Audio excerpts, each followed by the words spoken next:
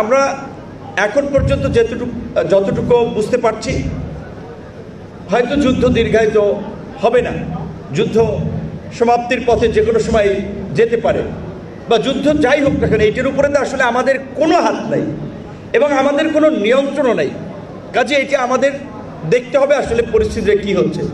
তবে আমাদের প্রধানমন্ত্রী ইতিমধ্যেই নির্দেশনা দিয়েছেন, ইনকেস যদি পরিস্থিতির অবনতি হয় তাহলে আমাদের শ্রমিকরা যদি দেশে ফেরে তাদের কর্মসংস্থান কিংবা তাদের ক্ষতিপূরণ কিংবা কল্যাণের জন্য যে ব্যবস্থা নেওয়া দরকার সেটি প্রবাসী কল্যাণ ও বৈদেশিক কর্মসংস্থান মন্ত্রণালয় পররাষ্ট্র মন্ত্রণালয়ের সাথে সমন্বয় করে কাজ করছে। এবং আপনারা ইতিমধ্যেই জানেন গ্লিটারের টুইন লেমন ও অ্যান্টিব্যাকটেরিয়াল ফর্মুলা বাসনকে চকচকে জীবাণুমুক্ত করে আমাদের দেয় গ্লিটার গ্যারান্টি।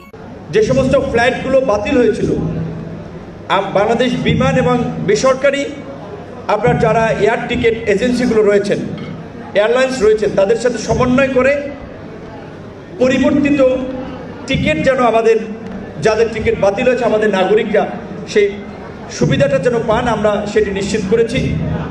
যাদের ভিসার মেয়াদ শেষ হয়ে গিয়েছে কিংবা শেষ হওয়ার দ্বারপ্রান্তে, আমাদের সরকারের পক্ষ থেকে সংশ্লিষ্ট দেশের যে ঢাকাস্থ দূতাবাস তাদেরকে অনুরোধ করা হয়েছে যে ভিসার মেয়াদটা যেন বাড়ানো হয়। এবং এটি যেহেতু একটি অস্বাভাবিক পরিস্থিতি, আশা করি সকল দেশই সেটি কনসিডার করবে। ঢাকাস্থ দূতাবাসের পাশাপাশি আমাদের দূতাবাস ওই সমস্ত দেশে যারা রয়েছে তাদের মাধ্যমেও মেসেজ পাঠিয়ে দেওয়া হয়েছে।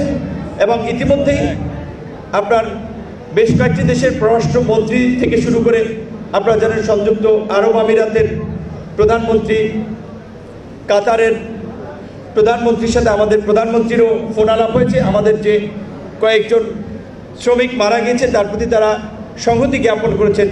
আশা করি মিডল ইস্টের পরিস্থিতি যখনই স্বাভাবিক হোক তাতে আমাদের খুব বেশি সমস্যা হবে না। যেটুকু সমস্যা হবে সেইটা আমরা ধরে নিয়ে পূর্ব প্রস্তুতি নিচ্ছি। বিশেষ করে আমাদের শ্রমবাজার মধ্যপ্রাচ্য থেকেও আমরা এখন ইউরোপ, জার্মানি, জাপান, কোরিয়া এই সমস্ত দেশগুলোতেও আমরা কিভাবে আমাদের শ্রমবাজার ওপেন করতে পারি, আমাদের দেশের মানুষের জন্য কর্মসংস্থানের সৃষ্টি করতে পারি, সেই বিষয়টি নিয়ে কাজ করছি। যেটা দেশের অর্থনীতির পাইপলাইন রেমিটেন্স বলা হয়, সেই রেমিটেন্স কিন্তু এই মন্ত্রণালয়ের কর্মসংস্থানের মাধ্যমে হয়ে থাকে। কাজেই মানুষের একেবারেই প্রত্যক্ষভাবে কাজ করার সুযোগ আছে, আমাদের সেই মেন্টালিটি আছে। আমাদেরকে একটু সময় দিতে হবে, একটু ধৈর্য ধরতে হবে।